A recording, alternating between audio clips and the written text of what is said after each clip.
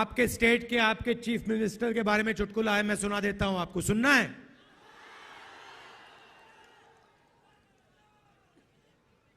तो आपके chief minister governor के यहां स्वेरिंग इन के लिए गए, बड़ा धूमधाम था। वहां पे बीजेपी के नेता बैठे थे, गवर्नर साहब बैठे थे, सब एमएलए बैठे थे। स्वेरिंग इन होती है, शपथ लेते हैं चीफ मिनिस्टर का,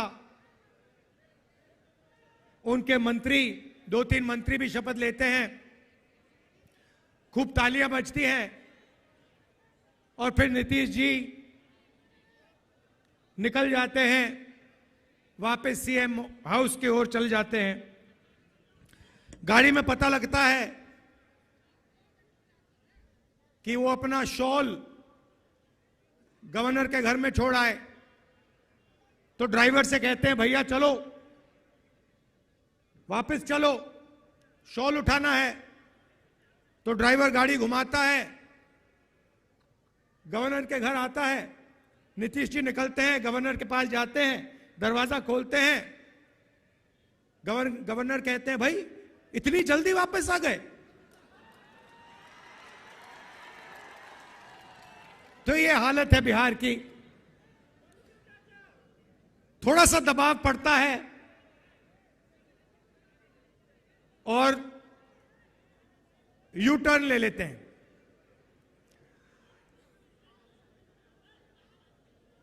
दबाव क्यों पड़ा? क्योंकि बिहार में हमारे गठबंधन ने एक बात जनता के सामने रखी है। इस यात्रा में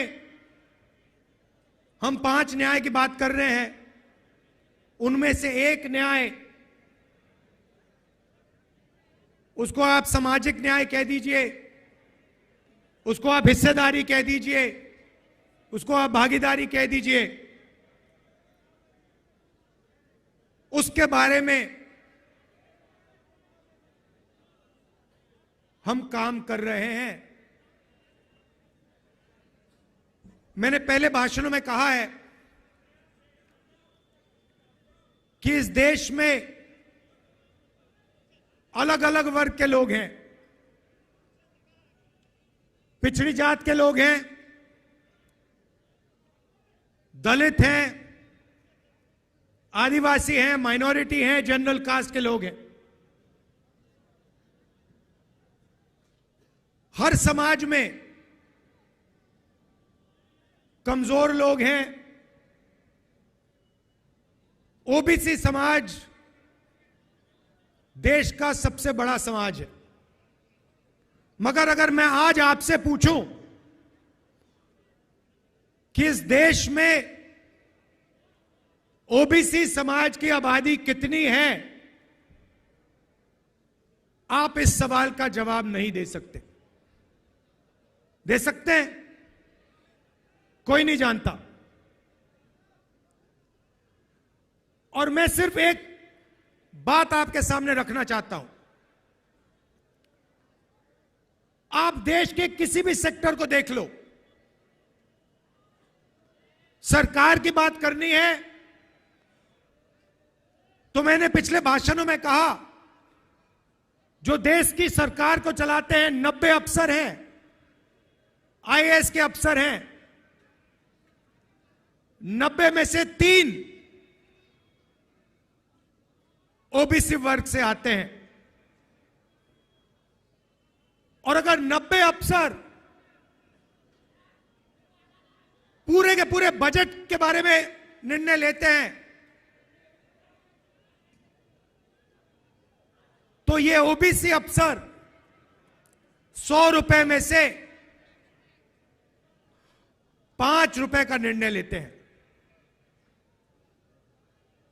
तो सरकार में ना ओबीसी की, ना दलित की, ना आदिवासी की भागीदारी है। सरकार को छोड़िए, हिंदुस्तान की सबसे बड़ी 500 कंपनीज को देख लीजिए, उनकी लिस्ट निकालिए, उनके मालिकों के नाम पढ़िए, आपको उन नाम में से एक दलित, एक आदिवासी, एक पिछड़ा नहीं मिलेगा।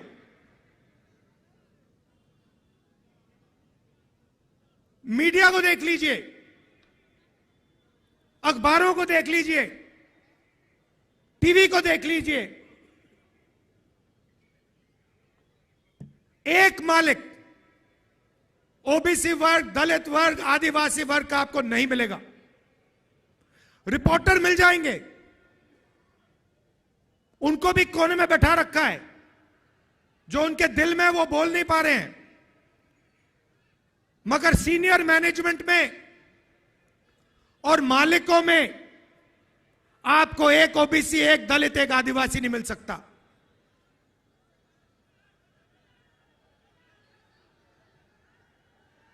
प्राइवेट एजुकेशन के सिस्टम को देख लीजिए, प्राइवेट कॉलेजेस, यूनिवर्सिटीज को देख लीजिए, प्राइवेट अस्पताल देख लीजिए, एक मालिक आपको ओबीसी, दलित, आदिवासी का नहीं मिलेगा।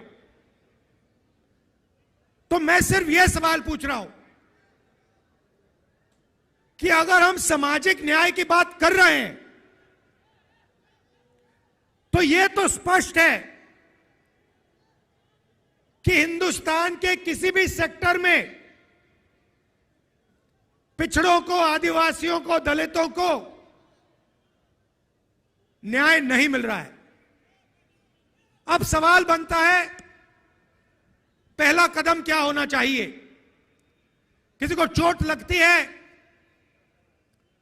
पहला काम डॉक्टर कहता है, पैर में चोट लगती है, पहला काम डॉक्टर कहता है ऐसे करो, एक्सरे जाके कर लो। एक्सरे करने के बाद साफ पता लग जाता है कि हड्डी कहां से टूटी है। सही बात? मैं सिर्फ यह कह रहा हूं कि समय आ गया है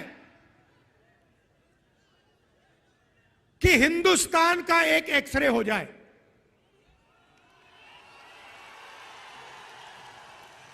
एक एक्सरे हो जाए, उसके बाद एमआरआई भी हो सकता है, मगर पहले एक एक्सरे हो जाए कि इस देश में किसकी कितनी आबादी है, लोगों की गिनती हो जाए।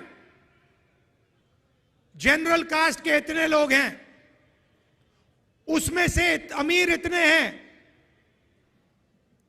ओबीसी जात के इतने लोग हैं,